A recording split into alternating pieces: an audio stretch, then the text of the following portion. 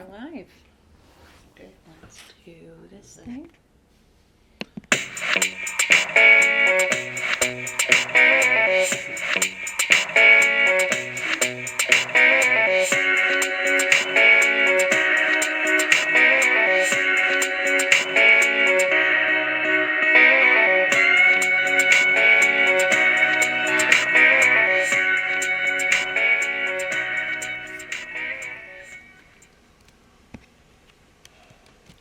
Hello, Hi, everybody. everyone. Let's try that again. Go ahead. Hi, everyone. Hi, everybody. Welcome to Under Further Review. I'm Kata. I'm Andrew. We are your ESPY Award viewing podcasters. We are Drunk on Sports Beyond Under Further Review. Welcome. Yeah, hi. How was your week? Hey, it was good. What did I do this week? It's been a long week. I don't know. It's weird. I feel like we were just here. Yeah, we were. And also, it seems like an extreme... It seems... 1 week seems like a very long amount of time, but also not nearly enough time. No, not at all. No. And we had a very interesting week of football and life and all kinds of stuff. Oh boy, we sure did. I know. And it's autumn officially. Sure enough is. And there's a whole lot going on. Mike, if you're going to go through the camera, just go through the camera. Bless you. No, I was gonna sneeze. Okay. We're just chilling as usual. Happy days here at the Casa. Happy days are here again. And we wanted to start our show by answering an email from a familiar face. Let me just go back and say that if you're a first-time listener, welcome. Feel free to follow us on all of our social media. Facebook, Instagram, Twitter, using the handle at UFR Vodcast. You can follow us on YouTube as well. Our podcast comes out every Thursday, and you can find that wherever you find podcasts, except for Spotify, because we're not that cool yet. Yeah. We're happy to have you all along for the ride. Yeah. Let's jump right in. Yeah, we've got a lot to talk about today. Yeah, as you guys know, you're always welcome to shoot us an email with any questions, comments, or concerns that you have or want us to address. Our email address is andrewandkata@gmail.com. I think it's pretty simple. And we wanted to start by answering an email from a familiar face and an unfamiliar face to me, at least. But this email is from Dakota, who says, "Dear Andrew and Kata, this is Dakota Gross with Nick Lemieux." Hi, Nick. Who's that? Who is that? We are currently headed back from Georgia. Just wondering, what's the furthest you will drive for a sporting event? Thanks. Love the podcast and Roll Monarchs. #BeatND. Obviously, this email's a little bit dated because Notre Dame defeated Southern Cal over the weekend. Yeah, we by got the hair on their chinny chin chins. We got this email a couple days ago, but sincerely, Nick and Dakota, thanks for writing in. Not real keen on your outro there, but Whatever. Roll Monarchs. What is the farthest you will drive for a sporting event? It depends on what the sporting event is. Okay. Honestly, and if I had any kind of like free ticket or anything like that. Sure. If you gave me a free ticket to the Super Bowl and it was in, I don't know, California, I would drive to the Super Bowl if it were a free ticket. I would do that. Take a couple people, go on a road trip. Road trips are fun. And on top of that, you get, it's a free ticket to the Super Bowl. Right. I would say that nothing for me is out of bounds. Okay. Although, how far would I travel for a sporting event? I feel like I wouldn't necessarily go overseas for one. You wouldn't go to like one of the NFL London games? No, we'll talk about that. We'll talk about the London thing in a minute. But, I mean, if I were there, if I were in London and there were NFL games being played, obviously, yes. I would attend. Yes. I would pay a ticket for that game. In the United States, it would have to be something of substantial value for me to drive to a sporting event. Sure. Not sure about you. My original response is I would drive as far as it took to watch Notre Dame win against whoever Dakota's team is. Well, they're Division 3, so it would be it would be a pretty easy win. Yes, Methodist Monarchs are from Fayetteville, North Carolina. It's where Nick goes to school. Absolutely, and I would drive exactly that far, however far that is. But if we're talking a little bit more general, we are an NFL podcast. I actually we came into this last week. We were considering going to Detroit for the Giants Lions game. I use in the a couple term of "we" weeks. very loosely. We were. Yeah, No, me and Michael. Not you and me. I was like, you were. No, you weren't invited. We were talking about going to the game and floating the ideas of, okay, do we fly? If we fly, how much are we willing to pay, or do we just drive it? And by we driving, I mean Michael driving, because I do not drive. But that was definitely a possibility, and I think I would go that far. I think it's more like an 8-hour drive. I would drive to Cleveland. If the Giants were playing the Browns this year in Cleveland, I would go to that game 110% just to see the drama unfold with Odell. I think that would be really fun. Other than that, I kind of am a very local sports fan. Oh, I agree. I mean, for me, there's nothing better than sitting on my couch and watching my team play on TV. Right. Although I am going to my first NFL game next week. I know. I still can't believe you've literally never been to a game. I haven't had any reason to. It's so fun. It's really fun. The thing is, I mean, obviously you want to go with the right people, and you want to be seeing a really good matchup, but one that you kind of hope that your team wins. Correct. But which is what's happening. Right, exactly. It's Patriots-Jets, Monday Night Football at MetLife Stadium. And it's going to be a great game. But I think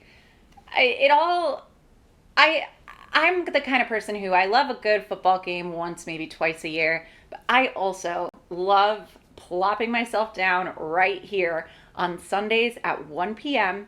and then not moving until like 11. Yeah. That's kind of my MO. Uh-huh. It's just so addicting. Right. And I mean, even yesterday I didn't watch the early game that was in London. But I did. But the NFL played in London yesterday in addition to a couple of games last week. The NFL played in London on Sunday in addition to a couple of games last week. And let's talk about that. Sure. Why don't we? That seems like a really good segue. Let's talk about what we saw in this very strange game. It was a strange game. It was a pretty much an entire offensive showcase by the Carolina Panthers, who beat the Tampa Bay Buccaneers at 37-26. Christian McCaffrey was juking people out of their shoes. It was quite a sight to see. My favorite thing about the NFL games in London is how far the fan base in the UK has grown. It's kind of comparable to the growth of the popularity of soccer here in America. Sure. I totally get that, because soccer has really been a hot thing. Yeah. It's kind of like this indie, football in England is kind of like soccer here in America in that it's like the indie sport. Like, it's the sport that has a big following elsewhere, but it's kind of, just kind of building itself up. And it's almost kind of really cute to see all the fans in England. Like, when you watch it, they're all in different NFL jerseys, and they're just there, watching a game of football. Right. It's pretty fun. It's like in a sense, I picture the Olympic opening ceremonies or something. Where That's it's exactly just what it is. Yeah, all of these different people coming together for the sake of sports. Exactly right. Whoo! But it's really cool. And in this Sunday's game, we saw an anomaly, and we did. And in a couple of very interesting NFL weeks of games, the level of how interesting some of these games have been has slowly gone down, because they keep just getting weirder, and kind of in that way, you turn on a game and you're like, oh, this isn't going to go the way that I plan it's going to go. Mm-hmm. But this was something that was different in the rules of the game. Sure. And let's talk about it. There was a free kick. There was a free kick. So if you're not familiar, it's this very obscure rule. The announcers were talking about how rare it is for... it was a treat for the folks in London to see something like this, because it's a rarity in football. We don't see this as Americans. We hardly see this as Americans. So let me just real quick, just a quick blurb on what the fair catch kick is. When someone kicks off or punts the ball away, the returner can option for a fair catch. And what that means is all you do is wave your hand in the air, and where you catch the ball, no one can tackle you. If they do, it's a penalty. Where you catch the ball, that is where your team starts your possession. there is a little known rule where what you can do is it allows a team that's just made a fair catch to attempt a free kick on that very next play after the catch from that spot. The kick either needs to be a place kick or a drop kick. A drop kick is a whole other thing. Yeah, people don't really do that. No. Not that people do any of this really at all, but anyways. Right, sure. And if it passes over the crossbar and between the goalposts, it's a field goal and it's worth 3 points, and it's awarded to the kicking team. And we saw one right before halftime of the Panthers-Buccaneers game in London. It was wild. Now, here's a question I have for you, because it is so wild, I'm wondering, why don't more teams attempt this? I feel like it's a time constraint thing. This literally happened with 1 second left to go in the half. I see. Okay. Like, if you had maybe 5 or 6 seconds, you might opt to try to gain a couple yards and then kick an actual field goal. But why would they do it before the half, too? I mean, just the whole idea of this, A, not being a common occurrence, but also, B, like where it happens in the span of the game, it's just kind of a mind-boggling concept to me, because, I mean, we were talking before the show. I don't think, you said you've never seen one of these live. I don't think I have either. I couldn't tell you when the last one was. But we get them maybe once a season, if that. The last one happened on September 26th, 2013. Before this one. Oh, it was shit. an unsuccessful one. There have actually been, since the last successful one was in 1976. It was wow. It was a 45-yard fair catch kick. A lot of these all happen at the end of the second quarter. Okay, well that answers a lot of my questions, like, because these, apparently if they're like, not successful, then I guess that would be why people don't do them. Right, exactly. All of these are like second quarter, 1 second left. Second quarter, 4 seconds left. Second quarter, no time. Second quarter, 5 seconds. Second quarter, no time. Right. That's the trend here. Okay. Is that they typically happen when there's, it's where the game is scheduled to like take a break and there will be a change of possession at the end of a half. But it's inconsequential as far as the game is concerned. Right. So that totally makes sense. But yeah, the last known one before this one that was attempted by Joey Sly. Joey Sly's kick was from 60 yards and it was no good. It missed to the right. Was on September 26, 2013. Phil Dawson attempted a 71-yard fair catch kick and he missed that one as well. So how far was this one? 60 yards. The one that happened on Sunday? In London, yeah, 60 yards. I see. Okay. Yeah, I mean, it's kind of bizarre because, now, granted, I mean, I don't know, we saw a 62-yard field goal yesterday. Like, it doesn't even seem, 60 yards doesn't seem that, I mean, it's far. Obviously, it's far. But, like, more has been done. Right. So another interesting thing about the fair catch kick is that there's no rush. Mm-hmm. The other team has to line up in basically a kick return formation. They're not allowed to rush you. Right. So I think there's this extra angle of, oh, look how much room I have. Right. This is fine, and you can take a running start at it like a kickoff. Mm-hmm. So I mean, you can try to get as much leg out of it as you can. I don't know. I guess there's some kind of like mental thing. Again, it's super uncommon. We never see this. I mean, how many teams do you think practice this?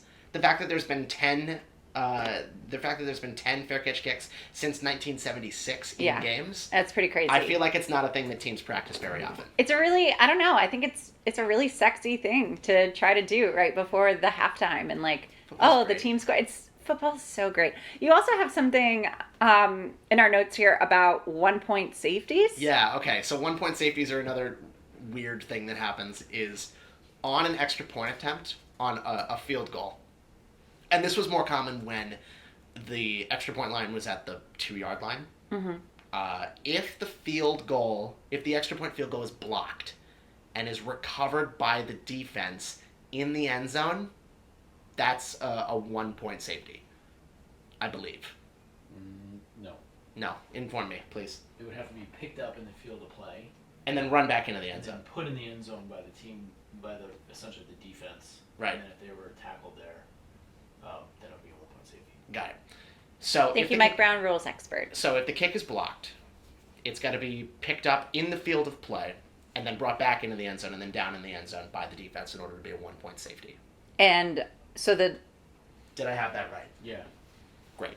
So, what is the team that then scores The touchdown? team at that point that had been kicking Right. gets the 1 point. I see. Yes. While the other team gets the touchdown. No. Let's take a time out here. No. Or if there was a foul in the end zone on the return, like a hold, they say or blocking the back, I pick it up. Say the ball is. It could actually be on a try for 2 as well. If say the team's going for 2 and they throw an interception in the end zone, and I'm trying to run it out because on defense you can score 2 points if you take it across the goal line. Mm-hmm. If you get tackled in the end zone, the pass put the ball in the end zone anyway. The play's over. It's a touchback, right? That ends the extra point. But if there's a foul in the end zone, like a block in the back, like I'm trying to help my buddy run the ball, the flag comes out and marks it in the end zone, a hold or whatever it might be.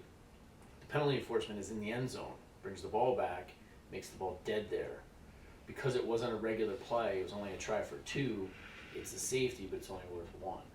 I see. You don't get the full 2 points because it's not a regular football play. Mhm. The original play was Okay. only worth 2. I see. Okay, I got you.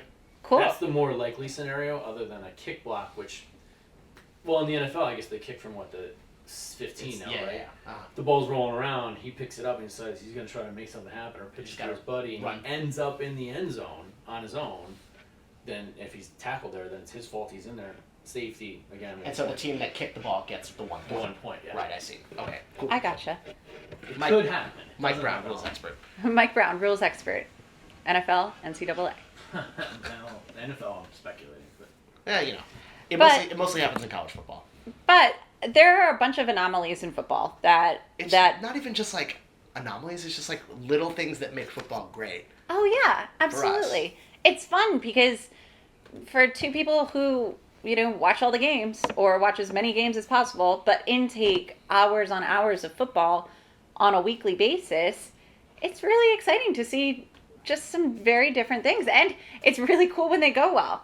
It is. It's really it went well on Sunday. It did. I mean, like, it didn't succeed, but like it was a cool thing to watch happen. Right. Very cool. Yeah. I'm a fan. Anyways, we should take a quick break. But when we come back, we're going to talk about fantasy. I want to hear all about how your team did. And we'll do a little discussion about maybe some crafty things like playing the waiver wire. It'll be pretty exciting. Stick around. We'll be right back.